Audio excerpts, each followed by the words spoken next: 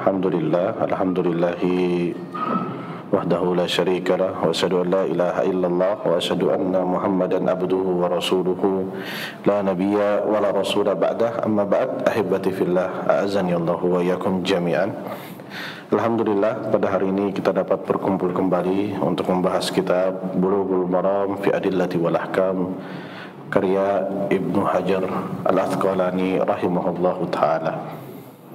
Semoga Allah subhanahu wa ta'ala memberikan kita keistiqomahan untuk mendalami ilmu Allah subhanahu wa ta'ala, untuk mempelajari ilmu Allah subhanahu wa ta'ala. Allahumma rabbi, Allahumma mu'alliman Ibrahim alimna.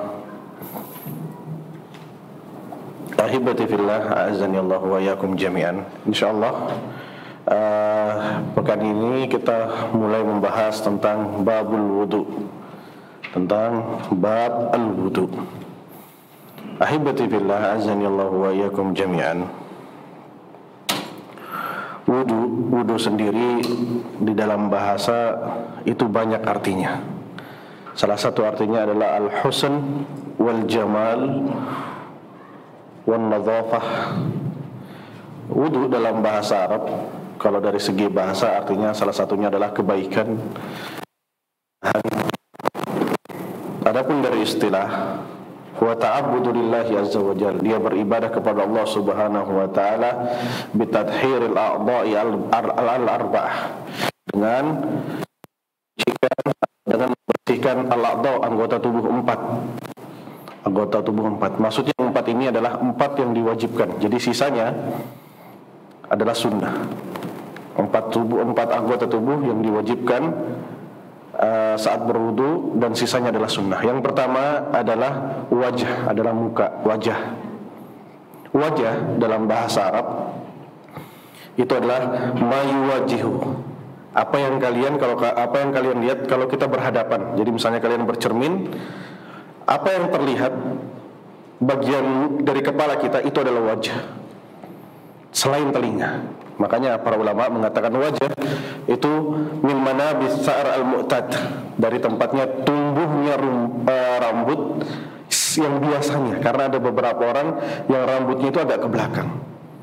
Tapi para ulama mengatakan al-mu'tad, yang biasanya. Jadi tempat tumbuhnya rambut yang biasanya sampai bagian dagu. Jika ada sebagian orang yang jenggotnya itu lebih ke atas, maka tetap yang terlihat. Nanti kita akan membicarakan bagaimana cara berwudu bagi orang-orang yang bulu bagian mukanya itu lebat. Para ulama mengatakan bahwa yang dibasuh atau yang dicuci pada saat wajah, di saat mereka yang memiliki bulu lebat di bagian muka, adalah yang hanya terlihat saja. Jadi bukan basarah. Basarah itu kulit dalam. Jadi di saat antum misalnya punya jenggot lihyah yang tebal, jadi bagian sini kadang tumbuh dengan tebal. Apakah harus sampai dalamnya? Para ulama mengatakan hanya luarnya saja. Hanya luarnya saja. Jadi hanya yang terlihat saja. Hanya yang terlihat. Adapun nanti cara membasuh jenggot akan ada bab khusus, yaitu dengan takhlil, dengan memasukkan jari, atau tahlil dengan menyisir dengan jari. Itu adalah cara untuk berwudu untuk bagian jenggot. Dan yang selanjutnya setelah wajah adalah yadan, dua tangan. Yadain ilal mirfaq, sampai siku.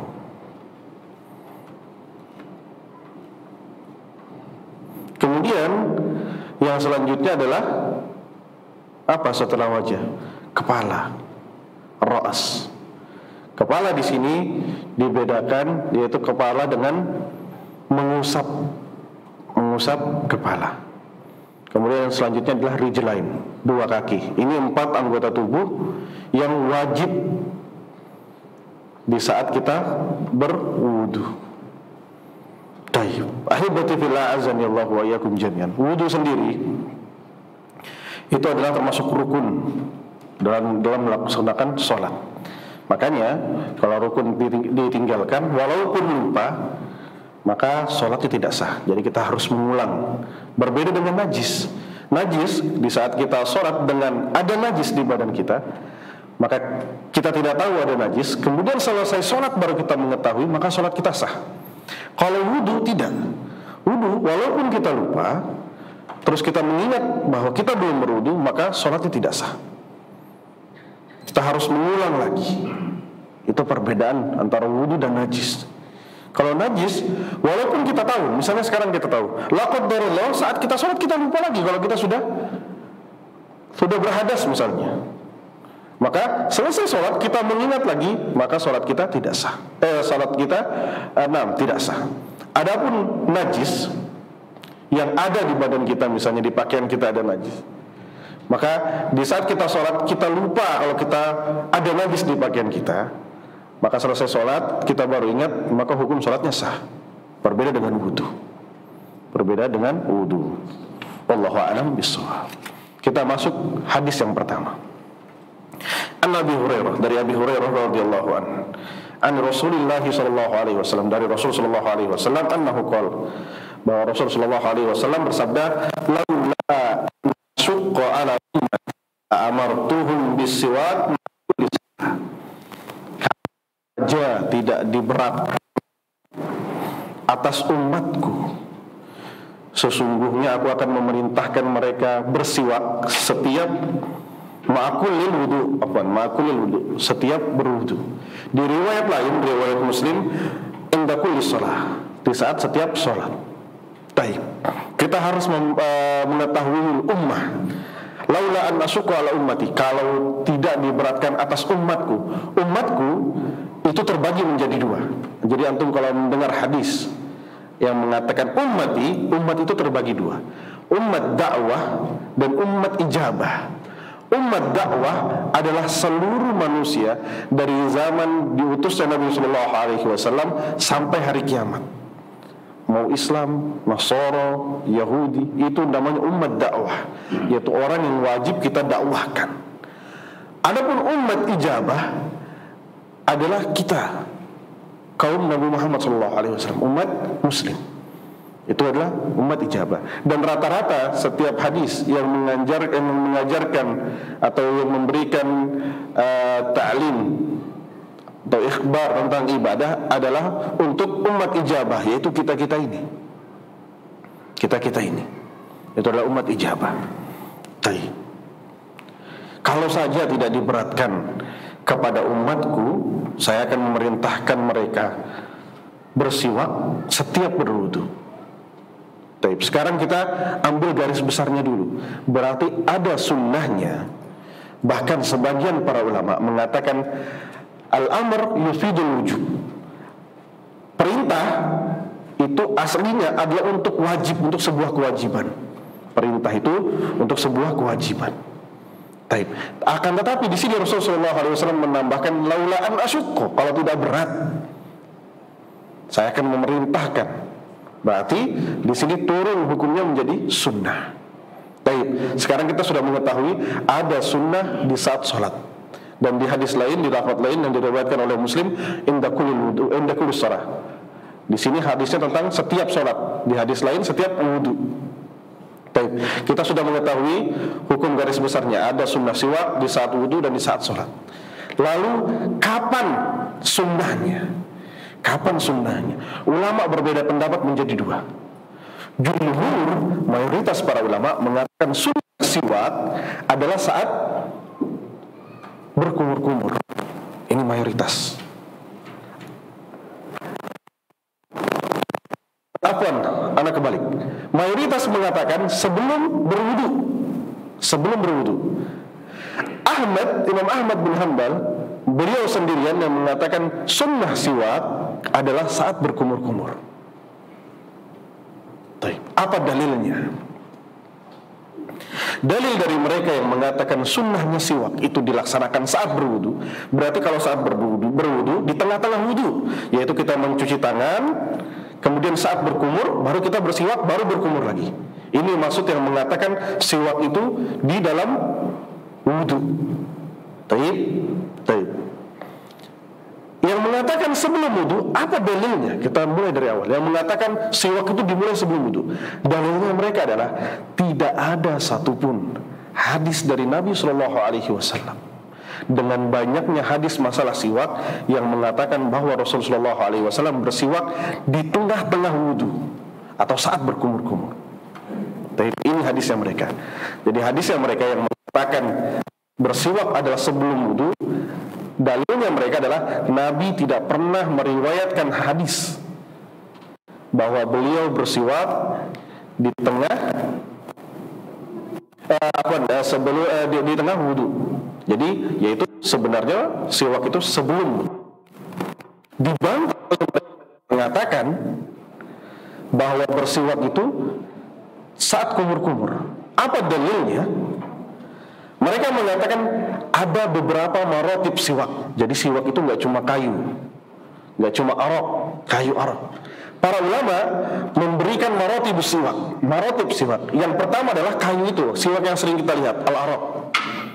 Terus yang kedua adalah fursyah, sikat. Yang ketiga adalah asabi, jari. Di hadis lain, Ali radhiyallahu anhu pernah mengatakan dahulu beliau melihat Nabi Shallallahu Alaihi Wasallam membersihkan mulutnya dengan jari di saat berwudu. Lalu mana yang paling suci? Wallahu a'lam bishawab. Ulama berbeda pendapat masalah ini dan semuanya adalah memiliki dalil yang kuat. Jadi bagi mereka yang mengatakan wah di tengah-tengah wudu yaitu saat kumur-kumur, maka caranya adalah kumur-kumur lalu bersiwak lalu mengeluarkan, lalu dia berkumur-kumur lagi untuk mengeluarkan kotoran-kotoran siwaknya. Taib. Dan mereka yang mengatakan sebelum berwudu, yaitu ya udah sebelum berwudu kita bersiwak. Wallahu a'lam bishawab. Dan ini perbedaan yang sangat besar. Banyak sekali ulama berbeda pendapat untuk permasalahan ini. Apakah sebelum berwudu atau di tengah-tengah wudu? Taib. Ahibati fillah azani Allah wa iyyakum jami'an. Lalu kapan disunnahkan bersiwak? Selain para ulama mengatakan seperti hadis yang diriwayatkan oleh Muslim adalah sebelum sholat. Sebelum sholat. Dan yang selanjutnya dari hadis yang diriwayatkan oleh Aisyah bahwa Nabi Shallallahu Alaihi Wasallam sebelum masuk rumah beliau selalu bersiwak sebelum masuk rumah. Dan ada hadis yang meriwayatkan bahwa saat beliau baru masuk rumah. Sebagian para ulama mengkiaskan rumahnya saja, sebelum beliau masuk rumah beliau saja beliau bersiwak, apalagi masjid. Akan tetapi ulama yang lain mengatakan kias ini tidak diterima. Karena apa? Karena tidak ada satupun hadis yang mengatakan bahwa Nabi Shallallahu Alaihi Wasallam masuk ke dalam masjid dan beliau bersiwak. Akan tetapi hadis yang lain bahwa Nabi Shallallahu Alaihi Wasallam sebelum sholat beliau bersiwak. Jadi dibantah dengan ulama lain. Makanya selalu ana sampaikan dan ana tidak akan bosan untuk menyampaikan fikih ini luas. Fikih ini luas. Perbedaan pendapat itu sangat wajar. Perbedaan pendapat itu sangat wajar. Taib. Yang selanjutnya para ulama yang disunnahkan untuk bersiwak menurut para ulama adalah di saat inda kasratis sukut, di saat kita diam terlalu lama atau berubahnya bau mulut kita. Lalu yang lain mengatakan, lalu bagaimana dengan puasa? Karena ada hadis yang menyebutkan bahwa bau mulut orang yang berpuasa karaihatil misk, seperti raihah misk di surga. Lalu bagaimana? Apakah hukum ini berlaku untuk orang yang berpuasa? Lalu ada hadis lain yang mengatakan bersiwaklah kalian di saat pagi, kemudian setelah siang jangan bersiwak di saat berpuasa. Ini ada hadisnya. Menurut para ulama hadis ini adalah hadis yang dhaif, hadis yang lemah dan tidak dapat diambil hukumnya. Makanya para ulama mengatakan hukum siwak boleh kapanpun, boleh kapan. Kemudian tempat yang lain atau waktu yang lain yang disunnahkan untuk bersiwak adalah saat bangun tidur. Hadisnya apa? Hadisnya dari Ibnu Abbas bahwa Rasul sallallahu alaihi wasallam di saat beliau bangun dari tidurnya, beliau bersiwak. Kemudian beliau berwudu. Dan ini juga yang dibawakan para ulama, disampaikan para ulama bahwa siwak itu sebelum wudu. Karena contoh dari Nabi adalah sebelum wudu. Di saat beliau bangun, beliau bersiwak dulu, baru beliau berwudu. Wallahu a'lam bishawab. Dan banyak sekali faedah tentang siwak. Bahkan ada satu buku yang membahas tentang masalah siwak, buku khusus. Satu buku, sekitar 300 halaman hanya membahas masalah siwak. Dan itu dikarang oleh salah satu dokter kesehatan di Mesir untuk masalah siwak. Bahkan Nabi SAW di saat hari sebelum beliau meninggal, sehari sebelum beliau meninggal, beliau mengisyaratkan untuk bersiwak karena kecintaan beliau terhadap siwak. Makanya sebagian para ulama mengatakan siwak ini sunnah yang dipandang orang sebelah mata. Padahal lebih dari 100 hadis yang meriwayatkan tentang masalah siwak. Akan tetapi orang-orang kita tidak terlalu memperdulikan masalah siwak. Banyak sekali hadis yang menganjurkan masalah siwak. Akan tetapi orang-orang kita terbiasa dengan menggantinya dengan sikat gigi. Padahal ulama mengatakan walaupun sikat gigi itu termasuk dan boleh dikiaskan kepada siwak, akan tetapi siwak dengan arak, dengan kayu itu lebih utama daripada dengan sikat gigi. Wallahu a'lam bishawab. Baik, hadis yang selanjutnya. Hadis dari Humran Maula Utsman. Humran ini pembantunya Utsman. Anna Utsman radhiyallahu an da'a bi wadu. Dahulu Utsman radhiyallahu an memanggil pembantunya ini untuk menyiapkan air untuk berwudu. Faghasila kaffaihi thalathan. Kemudian Utsman mencuci tangannya 3 kali. Tsumma tamatmat wastanshaq wastanthar. Kemudian beliau berkumur-kumur. Yang kedua, wastanshaq, kemudian beliau membersihkan hidungnya. Wastanthar, kemudian beliau mengeluarkan air bekas membersihkan hidungnya tersebut. Tsumma ghasala wajhahu thalatha marrat. Kemudian beliau mencuci wajahnya 3 kali. Tsumma ghasala yadahu yumna ilal mirfaq thalatha marrat. Kemudian beliau mencuci tangan kanannya 3 kali. Tsumma yusra mithla dzalik. Kemudian tangan kirinya seperti itu juga.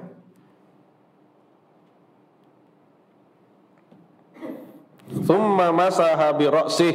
Kemudian beliau mengusap rambutnya, kepalanya. Tsumma ghasala rijlaihil yumna. Kemudian beliau mencuci kaki kanannya ilal ka'baini thalatha marrat. Sampai mata kakinya 3 kali. Tsummal yusra mithla dzalik. Kemudian kaki kirinya seperti kaki kanannya, yaitu 3 kali dan sampai mata kaki. Tsumma qala, kemudian Utsman berkata, ra'aitu Rasulullah sallallahu alaihi wasallam, aku melihat dahulu Rasul sallallahu alaihi wasallam tawaddaa nahwa wudu'i hadza. Beliau berwudu seperti wuduku ini. Di riwayat lain ada lanjutannya. Tsumma shalla rak'atain walam yuhadditsu ahadan walam yuhadditsu nafsan ghafarallahu lahu ma taqaddama min dzambi. Kemudian dia sholat 2 rakaat, maksudnya adalah sholat ba'dal wudu. Kemudian dia tidak membicarakan dirinya, maksudnya tidak membicarakan di sini ulama menafsirkan bahwa maksudnya di sini adalah khusyuk di dalam sholat. Kemudian Allah Subhanahu wa taala akan menghapuskan dosanya yang telah lalu. Baik, kita bahas satu-satu. Hadis ini diriwayatkan saat Utsman bin Affan menjadi khalifah. Baik, hadis ini diriwayatkan saat Utsman bin Affan menjadi khalifah. Ini adalah tawaddu'nya Utsman. Utsman menjadi khalifah itu untuk seluruh jazirah Arab. Sebagian besar jazirah Arab. Dan beliau dalam riwayat yang lain melakukan ini di beberapa kota. Ini semangatnya Utsman memberikan pelajaran kepada umat muslimin. Di Irak beliau melakukan seperti ini, di ini beliau melakukan seperti ini, di tempat lain beliau melakukan seperti itu. Dan tawadunya Utsman adalah beliau mempraktekkan sendiri kepada umat muslimin. Ini faedah dari Utsman. Faedah yang selanjutnya adalah beliau meminta tolong kepada Maula, kepada pembantunya untuk menyiapkan air. Para ulama mengatakan meminta tolong atau memberikan pertolongan orang di saat taharah, di saat berwudu terbagi menjadi 3. Yang pertama adalah meminta tolong menyiapkan air. Fahadha yajuz, dan ini boleh. Dalilnya apa? Dalilnya seringkali Ibnu Abbas mengatakan, saya menyiapkan bejana berisi air untuk Nabi SAW melaksanakan wudu. Yang selanjutnya adalah memberikan pertolongan menuangkan atau menyiram. Nah, dalilnya apa? Dalilnya ada salah seorang sahabat mengatakan, dahulu di saat kita haji, saya yang menuangkan, ana alladzi asubbul ma', ana yang menuangkan air kepada Rasul sallallahu alaihi wasallam, wa huwa yatawaddo, dan Rasul berwudu. 2. Yang ketiga adalah meminta tolong mewudukan atau mencuci muka atau mencucikan tangan, dan sebagian para ulama menghukumi yang ketiga ini makruh jika tidak ada uzur. 1 dan 2 hukumnya boleh, yang ketiga ulama mengatakan hukumnya makruh jika tidak ada uzur.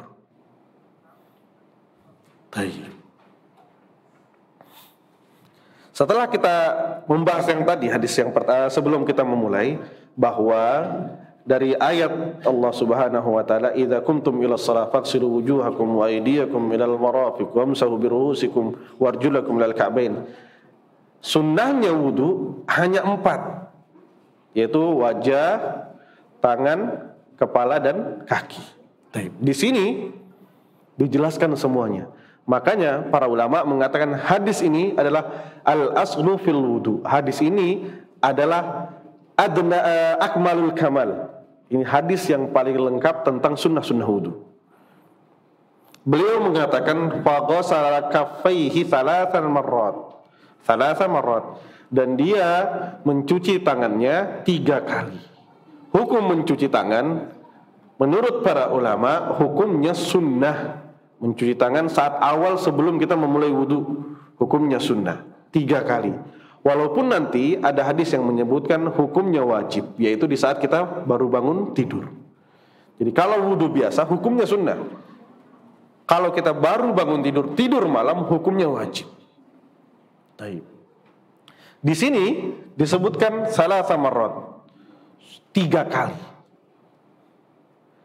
Akan tetapi ada hadis lain yang mengatakan kana Rasulullah sallallahu alaihi wasallam yatawaddau marratain. Dahulu Rasulullah sallallahu alaihi wasallam berwudu 2 kali. Dan ada hadis lain yang mengatakan dahulu Rasulullah sallallahu alaihi wasallam yatawaddau marrah.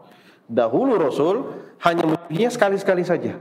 Dari sini para ulama menjelaskan hukum wudu aslinya wajibnya adalah 1 kali. Sunnahnya 2 kali. Yang paling lengkap 3 kali.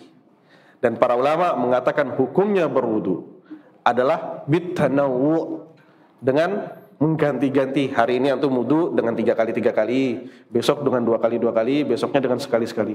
Karena apa? Iktidaan bin Nabi sallallahu alaihi wasallam.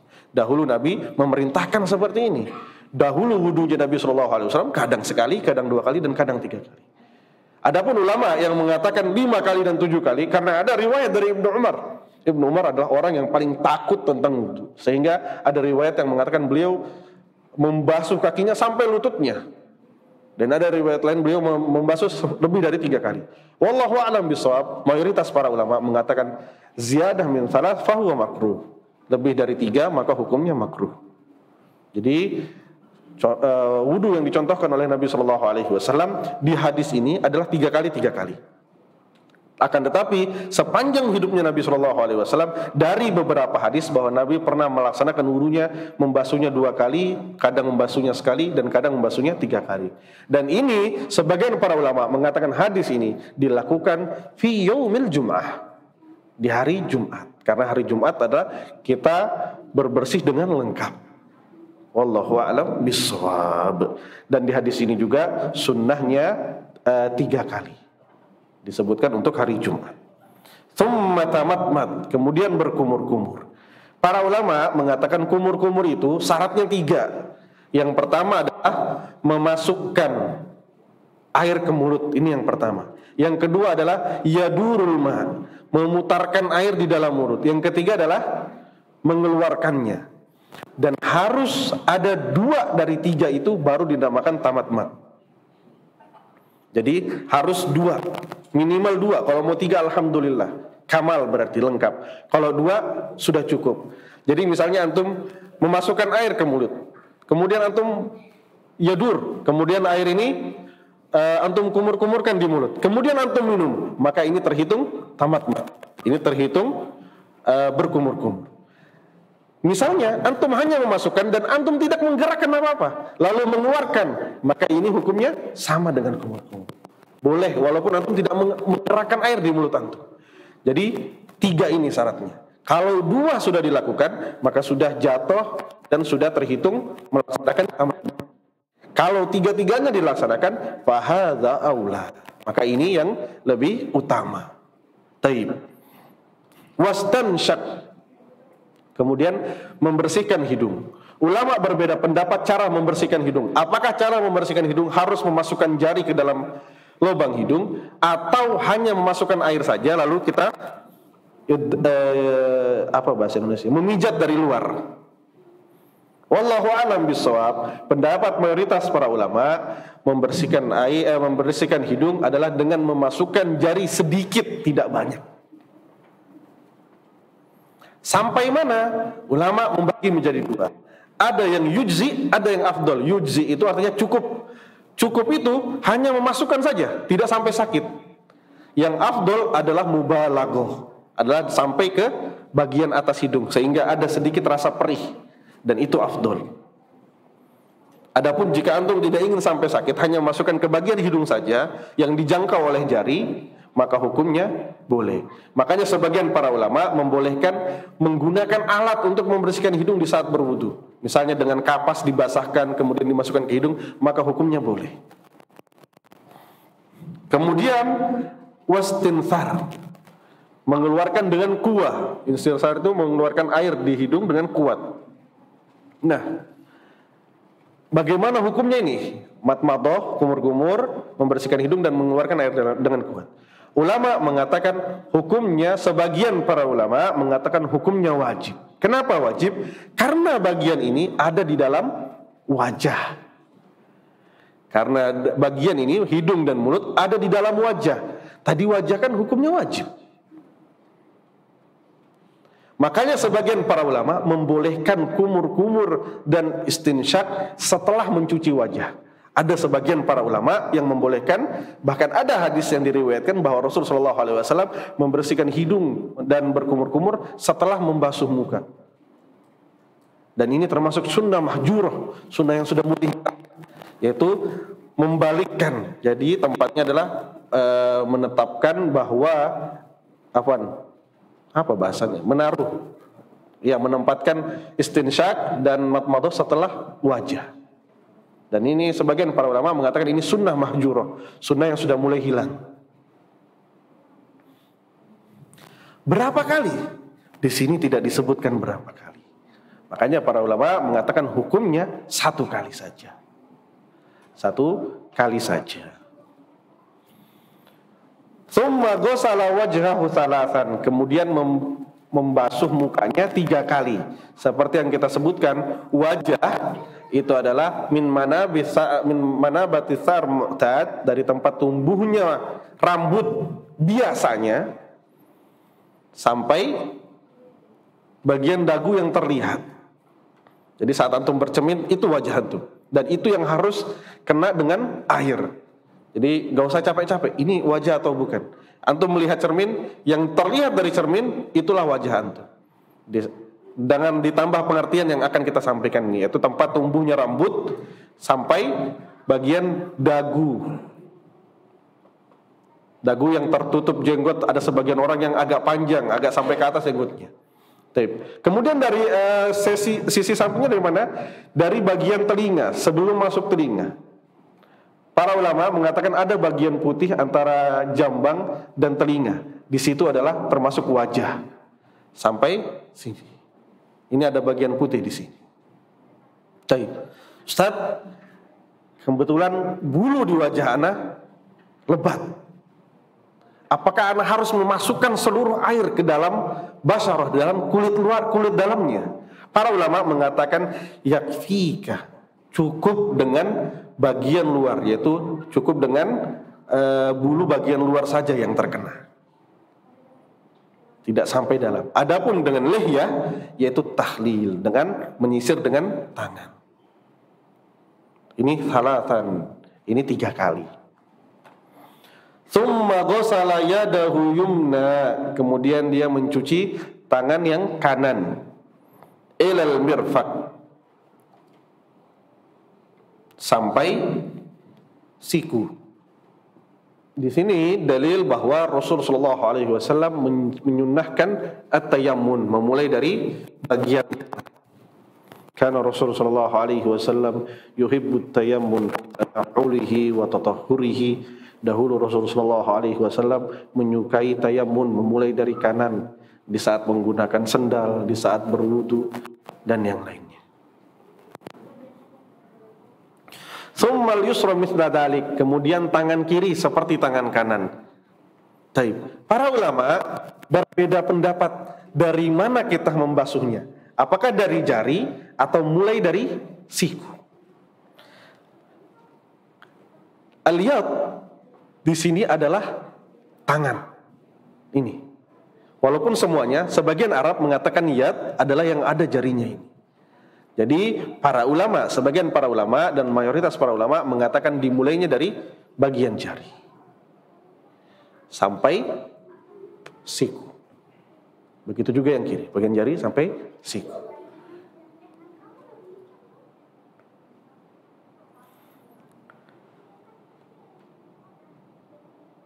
Tsumma masaha bi ra'sih, kemudian beliau mengusap kepalanya.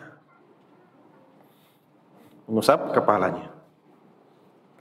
Ada kaidah ya ikhwah, kullul mas, setiap ada perintah al-masah yang mengusap, maka hukumnya hanya 1 kali.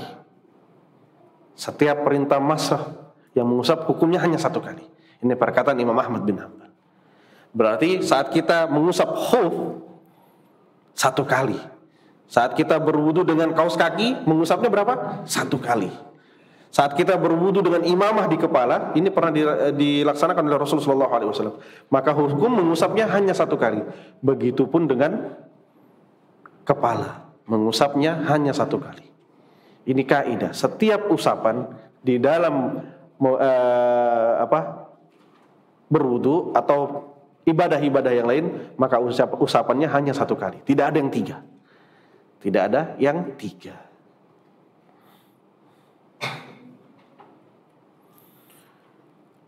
Lalu lanjut, kenapa di sini tidak disebutkan telinga? Di hadis ini tidak disebutkan telinga. Karena sebagian para ulama mengatakan telinga bagian dari kepala. Nanti 2 atau 3 hadis kita akan membahas bagaimana cara membersihkan telinga. Tsumma ghasala rijlahu al-yumna, kemudian dia mencuci kaki kanannya ilal ka'bain, sampai ka'ab, sampai kedua mata kaki. Berarti di sini artinya bagian mana yang dahulu dibasahin ini? Bagian jarinya dulu sampai ke mata kaki. 3 kali. Tsummal yusra mithla dzalik. Kemudian yang kiri seperti itu juga. Tsumma qol, kemudian beliau mengatakan, Utsman di sini mengatakan raaitu Rasul sallallahu alaihi wasallam. Saya melihat Rasul sallallahu alaihi wasallam berwudu seperti wudu ini. Di hadis lain, di riwayat lain, di Imam Muslim dikatakan bahwa kemudian beliau sholat 2 rakaat, wala yuhadditsu nafsan, dan tidak membicarakan tentang dirinya. Di sini maksudnya adalah khusyuk. Ghufira lahu ma taqaddama min dzambi, maka akan diampuni dosa-dosanya yang telah beliau lakukan sebelumnya. Ulama berbeda pendapat apakah di sini dosa besar atau dosa kecil. Wallahu a'lam bishawab. Mayoritas para ulama mengatakan dosa di sini adalah dosa kecil. Dosa kecil. Apa dalilnya? Dalil yang menguatkan al-jum'ah ilal jum'ah, dari Jumat ke Jumat, kafaratun dari Jumat ke Jumat itu adalah pengampun dosa-dosa kecil. Itu adalah hadis yang lain, kama qala sallallahu alaihi wasallam. Baik.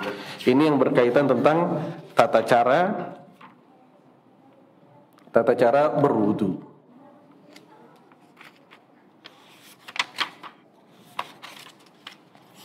Wallahu a'lam bishawab.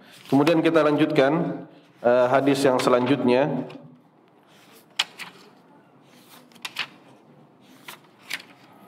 Hadis dari Ali radhiyallahu anhu fi sifati wudu'in Nabi. Hadis dari Ali radhiyallahu anhu tentang sifat wudunya Nabi sallallahu alaihi wasallam. Qal wa masaha bi ra'sihi wahida. Kemudian di sini Ali menjelaskan dahulu Nabi sallallahu alaihi wasallam mengusap kepalanya hanya satu kali. Ini adalah jawaban bagi mereka yang mengatakan mashur ra's, mengusap kepala itu 3 kali. Bahwa ada dalil yang disampaikan oleh Ali bahwa mengusap kepala itu hanya 1 kali.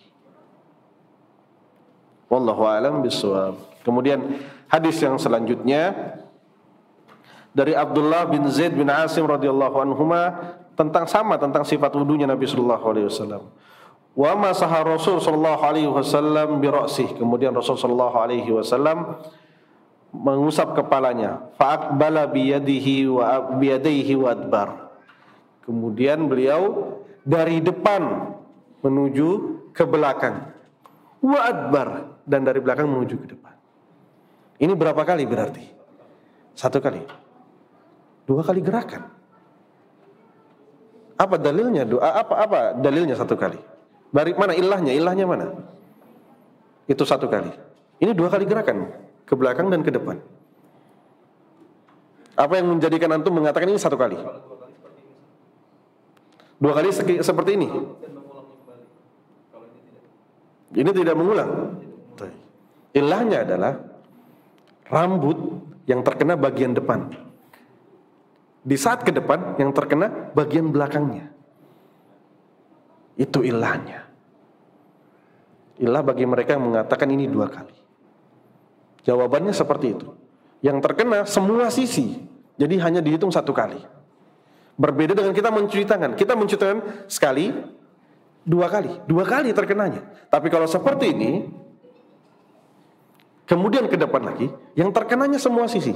Dan terkenanya hanya 1 kali. Ini adalah illah, ini adalah jawaban para ulama fikih. Wallahu a'lam bishawab. Wa fi lafdzi lahuma, dan di hadis lain, di riwayat lain disebutkan bada'a bi muqaddamir ra's. Dimulai dengan bagian depan kepala. Hatta dhahaba bihima ila qafa.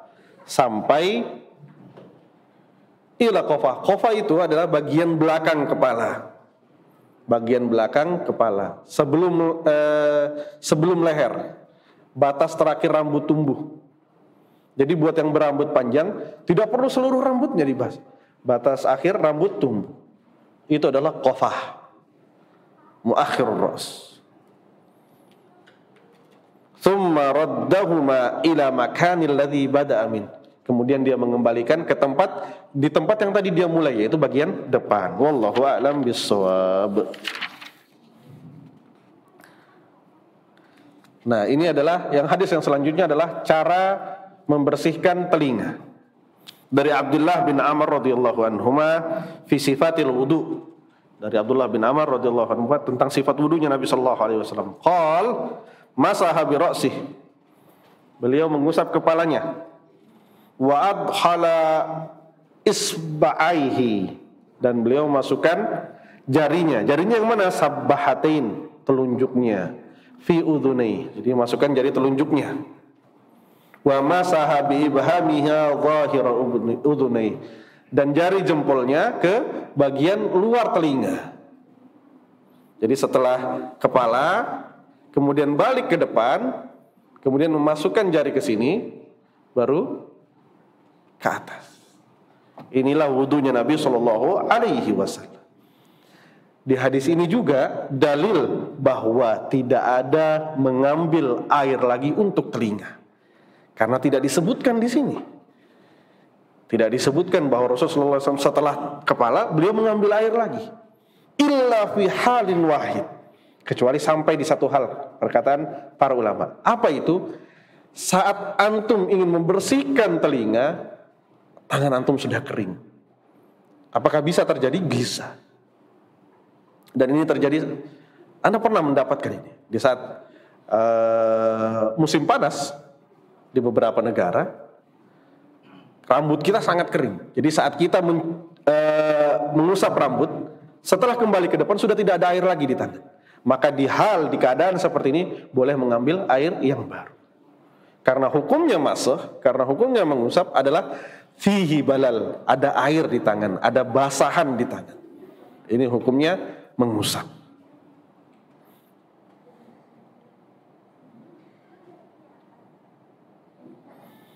Lalu apa hukumnya mengusap telinga di sini? Apakah sunnah atau wajib?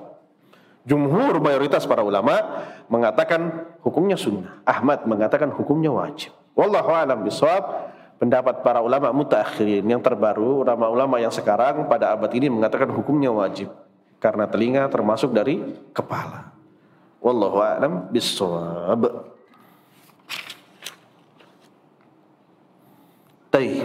Ini adalah sifat wudunya Nabi sallallahu alaihi wasallam. Sampai sini ada yang ditanyakan ya ikhwah? Ini satu bab khusus. Silakan. Terkait wudu tadi di awal disebutkan wudu itu syarat rukun sholat. Apabila kita mengetahui setelah beberapa sholat kita ketahui bahwa contohnya mungkin tangan kita ada di sela-sela bagian itu ada cat gitu atau bagian yang menghalangi wudu itu tidak sampai menyentuh kulit. Apakah sholatnya sah gitu? Fattaqullaha mastata'tum. Maka bertakwa kepada Allah Subhanahu wa taala sesuai kemampuan kita. Jika mengambil bagian tersebut memberikan doror, maka tidak perlu. Jika misalnya ada cat yang terkena, lalu kita harus membersihkan cat itu pertama sampai kita merasa sakit, maka tidak perlu. Wallahu a'lam bishawab. Adapun jika antum merasa masih mampu, maka bisa dihilangkan dulu catnya baru kemudian sholat. Saat ana baru mengetahui setelah ana sholat, apakah wudu ana itu cukup? Ulama berbeda pendapat untuk masalah ini. Jumhur mayoritas para ulama mengatakan sholatnya tidak sah. Kalau dia baru mengetahui ada bagian dari tempat wudunya yang tidak terkena air. Wallahu a'lam bishawab. Ada yang lain ya? Silakan. Fadhil. Bagaimana dengan misalnya kaki terkena minyak? Terkena? Minyak. Wah, tidak. Enggak masalah. Karena walaupun di sini minyak melawan air maksudnya, enggak masalah. Nah, tidak masalah. Enggak masalah. Mayoritas para ulama mengatakan tidak masalah. Kecuali benda padat yang menghalangi ke kulit. Kalau bendanya masih benda yang tidak padat, maka tidak masalah. Ini fatwa dari ulama mutaakhirin. Ada yang ditanyakan lagi, ikhwah? Silakan, fadhil. Kalau kita mau selesai itu kita itu buang angin Ustaz, atau diulang dari pertama lagi? Nah, harus diulang dari awal. Karena wudu itu satu paket. Bukan seperti tawaf. Kalau kita tawaf, kita buang angin misalnya di tawaf ke-6, ya kita mengulang dari ke-6. Kalau wudu kita harus mengulang dari awal. Wallahu a'lam bishawab. Ada yang lain ya, ikhwah? Taib. Silakan, fadhil. Ini lagi Ustaz, terkait mengusap kepala ya. Sebelumnya kita akan berwudu di bagian tangannya dengan mengambil air. Apakah setelah membasuh tangan itu, apakah kita perlu mengambil air kemudian membuangnya dan mengusapnya atau dengan air yang mengambil air yang baru. Sunnahnya mengambil air yang baru. Akan tapi jika tidak ada air yujzi, maka boleh mengambil air sisa dari anggota tubuh yang lain.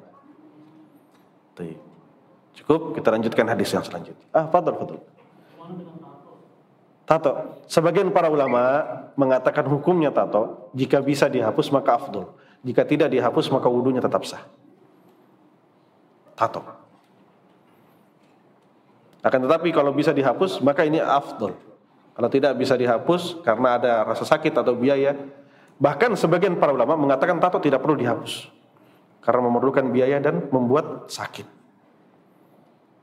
Sebagian para ulama mengatakan tato tidak dihapus. Kan tapi kebanyakan para ulama mengatakan tato tetap dihapus jika mampu.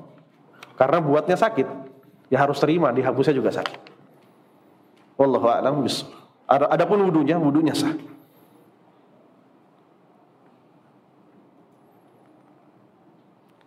Bila berwudu antara anggota yang satu dan yang lain tidak sama, maksudnya kaki 2 kali, tangan 1 kali, boleh apa tidak? Wallahu a'lam bishawab. Ana enggak tahu jawabannya ini apa. Jadi misalnya wudu antum tangannya 3 kali, kakinya sekali. Walaupun secara ini semuanya sudah mendapatkan wajibnya telah dilaksanakan. Jadi misalnya wajibnya adalah sekali, maka sudah termasuk. Tapi ana tidak berani menjawab ini. Bagaimana hukum wudunya? Wallahu a'lam bishawab. Kalau kita melihat hukum wudunya sah. Tapi ana enggak tahu apakah di sini sunnah yang pertama itu terhitung pahalanya atau gimana, ana tidak tahu. Wallahu a'lam bishawab. Fadhal azan dulu, kita lanjutkan hadis yang selanjutnya setelah azan.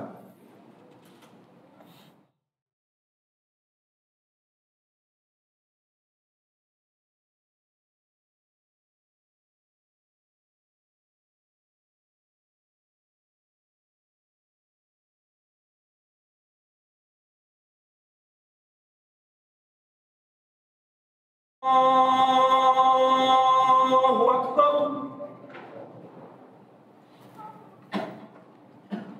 Allahu Akbar. Allahu Akbar.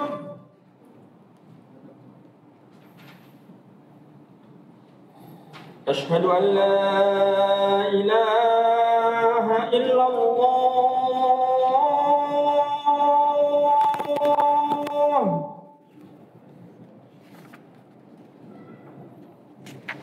أشهد أن لا إله إلا الله.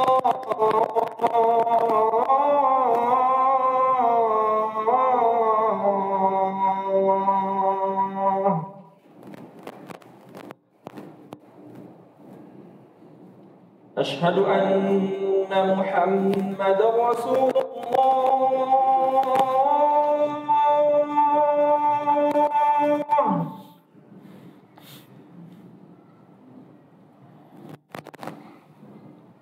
أشهد أن محمدا رسول الله.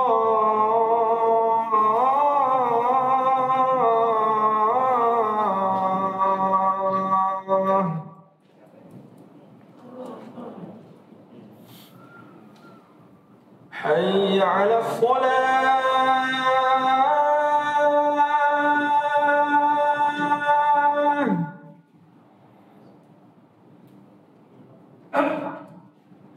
حي على الصلاة.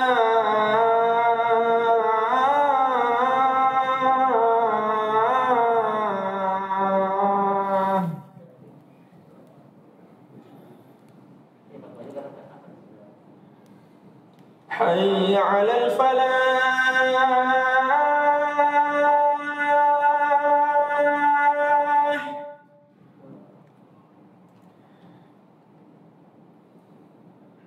حي على الفلاح.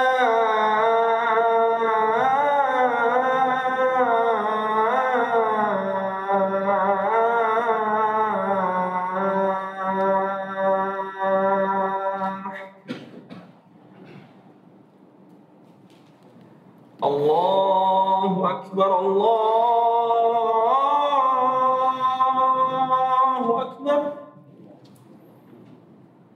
La ilaha illallah.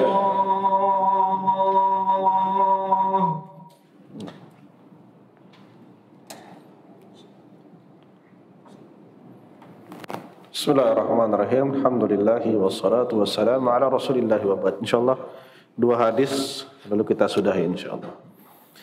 Hadis yang selanjutnya dari Abi Hurairah radhiyallahu an, beliau berkata Rasulullah sallallahu alaihi wasallam, "Idza staiqadha ahadukum min naumihi falyastanthir thalathan fa inna syaitana yabitu ala hayshumihi." Apabila salah seorang dari kalian bangun dari tidurnya, falyastanthir. Maka apa tadi istinthar? Mengeluarkan air dari hidungnya. Kenapa tidak disebutkan istinsyak di sini? Karena kalau disebutkan istinthar pasti istinsyak awalnya. Tapi kalau istinsyak tidak tentu istinthar belakangnya. Berarti istinsyak adalah memasukkan air ke dalam hidung. Kalau disebutkan istinthar, pasti istinthar itu adalah mengeluarkan dengan kuat. Kenapa tidak disebutkan istinsyak? Pasti sebelumnya sudah pasti ada istinsyak kalau ada istinthar. Tapi kalau ada istinsyak, belum tentu ada istinthar belakangnya. Belum tentu dikeluarkan dengan kuat. Bisa saja dia cuma mengeluarkan seperti ini saja. Taib. Idza staiqadha ahadukum min naumihi falyastanthir thalathan. Apabila seorang dari kalian bangun dari tidurnya, maka hendaknya dia mengeluarkan istinthar, air dari hidungnya 3 kali, yaitu mencuci hidungnya 3 kali kemudian mengeluarkannya dengan kuah. Fa inna syaitana yabitu ala hayshumihi. Karena syaitan itu tidur di hayshumihi atau menginap di hayshumihi. Para ulama berbeda pendapat tentang masalah naum di sini. Apakah tidur di sini adalah tidur siang atau semua tidur atau bagaimana? Jumhur, mayoritas para ulama mengatakan tidur yang dilaksanakan pada malam hari. Karena apa? Karena perkataan fa inna syaitana yabit. Yabit adalah nginap. Nginap itu tidak terjadi kecuali malam. Jadi kalau antum tahu, misalnya ada perkataan mabit fil Musdalifah, mabit di Musdalifah, yaitu dilaksanakannya malam hari. Berarti tidur siang hari tidak termasuk di sini. Dan syarat yang keduanya adalah tidur tersebut yanqidul wudu, membatalkan wudu, yaitu tidur yang cukup pulas. Tidur itu ulama membagi menjadi beberapa. Ada tidur yang membatalkan wudu dan ada tidur yang tidak membatalkan wudu. Jumhur, mayoritas para ulama mengatakan tidur yang tidak membatalkan wudu adalah apabila kita tidur dan kita masih dapat merasakan di sekitar kita. Walaupun ulama yang lain mengatakan tidur selama tidur itu sudah terlentang batal wudunya. Akan tetapi pendapat yang paling kuat adalah tidur di saat antum tidur antum masih bisa merasakan di sekitar antum, maka tidak batal wudunya. Adapun tidur yang sudah tidak bisa merasakan di samping, walaupun tidurnya dalam keadaan duduk, yanqidul wudu, maka wudunya batal walaupun duduk. Apabila sudah tidak merasakan di sekitar kita, maka hukum wudunya batal. Akan tapi tidur terlentang dan kita masih merasakan di samping kita masih ada yang melangkah, masih ada yang ini, maka wudunya tidak batal. Ini perbedaan tidur yang membatalkan dan tidak membatalkan wudu. Taib. Di sini juga mungkin kita bertanya-tanya, kecil sekali berarti syaitan itu. Karena syaitan hayshumih itu artinya bagian atas hidung. Bagian atas hidung. Di bagian dalam kemudian atas hidung. Itu hayshum. Kok setan bisa di situ? Ilahnya, nah di sini adalah satu pelajaran bahwa Nabi SAW setiap memerintahkan sesuatu, beliau menyebutkan ilahnya. Beliau menyebutkan alasannya. Kenapa ini dilarang nih? Kenapa diperintahkan istinthar? Kenapa diperintahkan membersihkan hidungnya? Karena ada setan yang tidur di situ. Itu Nabi selalu seperti itu. Dan ini adalah cara pendidikannya Nabi SAW. Dan ulama mengambil pelajaran dari hadis ini bahwa setiap kita mengatakan bid'ah, kita harus mengatakan sunnah yang ada di situ. Jadi antum harus adil. Antum mengatakan Rasulullah SAW memerintahkan seperti ini. Kenapa Rasul memerintahkan seperti itu? Apa ilahnya? Ya ilahnya karena ada setan di situ yang menginap di sana. Di saat antum mengatakan bid'ah hukumnya baca Yasin di hari Jumat. Apa sunnahnya? Sunnahnya kita membaca surat Al-Kahfi. Jadi seperti itu cara Nabi SAW mendidik, menyebut ilah, setelah menyebutkan perintah, beliau menyebutkan ilahnya. Wallahu a'lam bissawab. Apakah di sini wajib melakukan istinthar ini setelah bangun? Para ulama mengatakan berbeda pendapat untuk masalah ini. Jumhur, mayoritas para ulama mengatakan hukumnya sunnah. Akan tetapi Ahmad bin Hanbal mengatakan istinthar 3 kali di sini hukumnya wajib. Wallahu a'lam bissawab. Ini hukumnya sunnah. Apakah ini termasuk dari wudu? Mayoritas para ulama mengatakan istinthar di sini bukan dari wudu. Jadi di saat antum bangun ingin melaksanakan sunnah ini, maka laksanakan sunnah ini dulu baru melaksanakan wudu. Jadi bukan termasuk dari wudu. Karena apa? Karena 3 kali. Sedangkan wudu sunnahnya hanya 1 kali. Untuk istinsya. Wallahu a'lam bissawab. Kemudian hadis yang selanjutnya, hadis dari Laqid bin Sabrah radhiyallahu an dari Rasul sallallahu alaihi wasallam. Atau kelewat, ada hadis yang kelewat. Kelewat, ada satu. Dari Abu Hurairah radhiyallahu an, "Idza staiqadha ahadukum min naumihi." Apabila seorang dari kalian bangun dari tidurnya, fala yakmisu yadahu fil ina, maka janganlah dia mencelupkan tangannya ke dalam ina, ke dalam bejana yang isinya air, hatta yaksilaha thalathan, sampai dia mencucinya 3 kali. Fa innahu la yadri aina batat yadah. Fa aina batat yaduh. Sesungguhnya dia tidak tahu di mana tangannya itu semalam menginap. Dari hadis ini para ulama menyimpulkan bahwa mencuci tangan pada pagi hari sebelum salat subuh, setelah bangun dari tidur malam, hukumnya wajib. Karena apa? Karena hadis ini, walaupun dia tidak ada dalam ayat wudu, Ayat wudu hanya ya ayyuhalladzina amanu idza qumtum ila shalah faghsilu wujuhakum wa aydiyakum. Tidak ada kata-kata mencuci tangan terlebih dahulu. Akan tetapi hadis ini mewajibkan. Hadis ini mewajibkan untuk kapan? Untuk saat mereka bangun dari tidur malam. Kenapa bangun dari tidur malam? Sama seperti hadis sebelumnya. Fa innahu la yadri aina batat yadu. Sesungguhnya dia tidak tahu di mana tangannya menginap semalam. Taib. Apakah pelarangan di sini, dilarang untuk mencelupkan tangan ke dalam bejana, hukumnya haram atau hukumnya makruh? Para ulama mengatakan hukumnya makruh, bukan haram. Kemudian ulama yang mengatakan bahwa air itu terbagi menjadi 3, di sini mengatakan, nah benar kan dalilnya air itu 3, yaitu tohur, tohir, dan najis. Mereka mengambil hadis ini. Kenapa?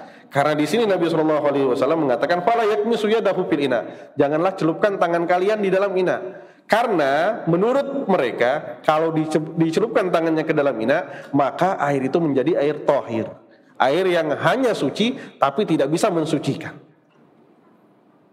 Tapi paham ya, ilahnya paham.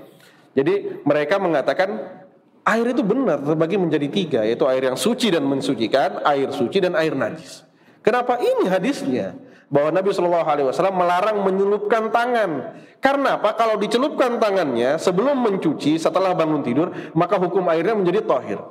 Kenapa? Ini adalah ilah Nabi melarang itu. Ilahnya Nabi melarang itu karena nanti airnya menyebabkan wudunya tidak sah. Ini perkataan mereka. Apa jawabannya? Jawabannya para ulama di sini adalah akhlak Nabi SAW dan kebersihan Nabi SAW, bahwa baiknya adalah mencuci tangan terlebih dahulu agar kotoran tidak masuk ke sana. Adapun menurut pandangan para ulama bahwa air, menurut pandangan jumhur mayoritas para ulama, bahwa air hanya terbagi menjadi 2, yaitu air suci dan air najis. Apakah air terus misalnya sekarang ana baru bangun tidur, la qadarullah, ana tidak tahu, tiba-tiba ana langsung mencelupkan tangan ana ke dalam tempat tersebut, tempat wudu. Apakah hukum air ini bisa digunakan? Para ulama, mayoritas para ulama mengatakan hukum airnya tohur, boleh digunakan dan boleh digunakan berwudu dan boleh dilaksanakan untuk melaksanakan mandi dan lain halnya. Wallahu a'lam bissawab.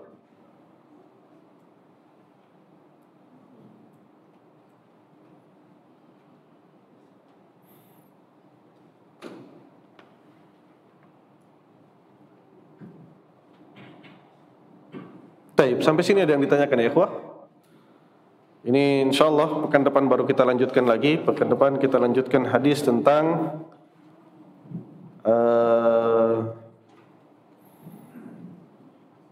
istinsyak, berwudu di saat puasa. Insyaallah pekan depan kita lanjutkan permasalahan ini. Sampai sini ada yang ditanyakan ya ikhwah? Silakan Pak.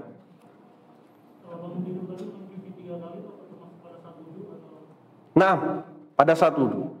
Yang sebelumnya jika tidak bangun tidur yang pada malam hari maka hukumnya sunnah.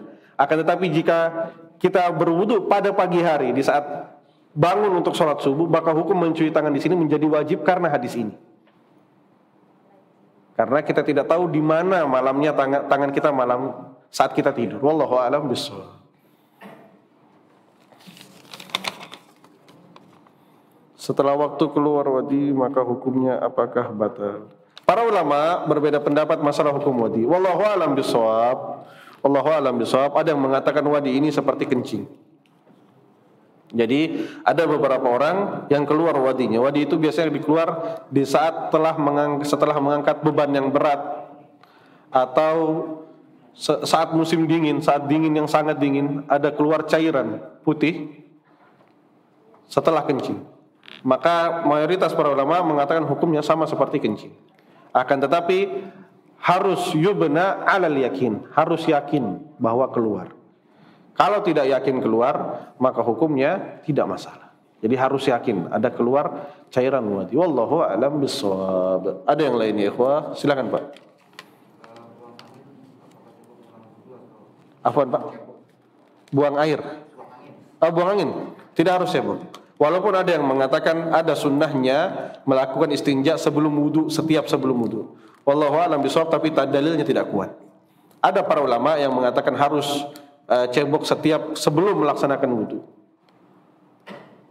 Akan tetapi dalilnya tidak kuat dan cukup berwudu. Wallahu a'lam bishawab.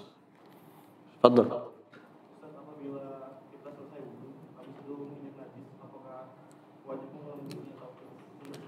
Pakai sendal. Najisnya apa ya? Batal wudunya. Batal wudunya. Ada yang lain ya, ikhwah? Fadhil. Kondisi berwudu setelah itu kita punya anak bayi, kita cebokin. Nah kita apa? Enggak tahu kita cebokin. Otomatis kan kita anak bayi laki-laki, wanita? Wanita dan laki-laki. Batal wudunya. Batal wudu aja. Antum nggak perlu cebok, anaknya antum aja yang cebok.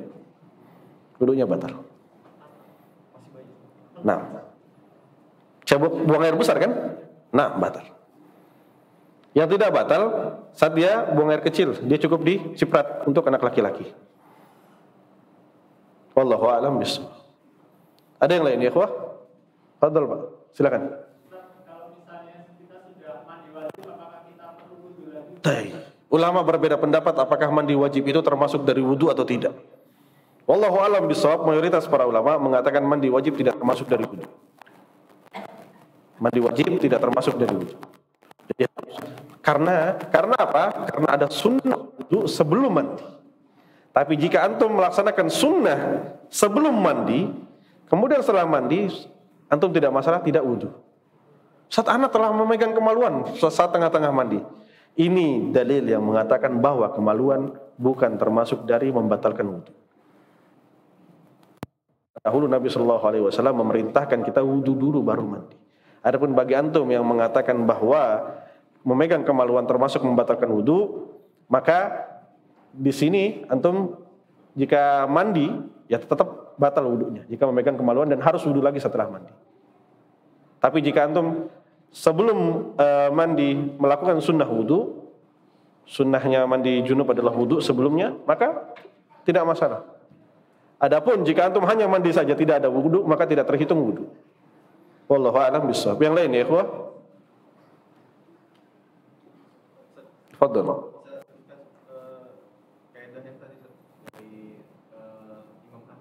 Yang mana itu? Mengusap.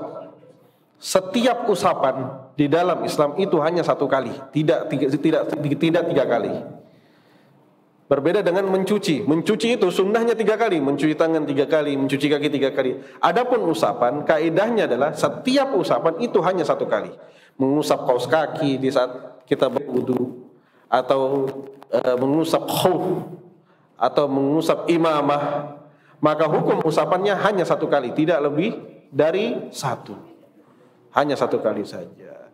Wallahu a'lam bishawab. Ada yang ditanyakan lagi ya? Cukup? Baik, cukup insyaallah. Ada pertanyaan lain dari Facebook dan lain-lain, tidak ada? Baik, jazakumullahu khairan. Subhanakallahumma rabbana wa bihamdika asyhadu an la ilaha illa anta astaghfiruka wa atubu ilaik. Assalamualaikum warahmatullahi wabarakatuh.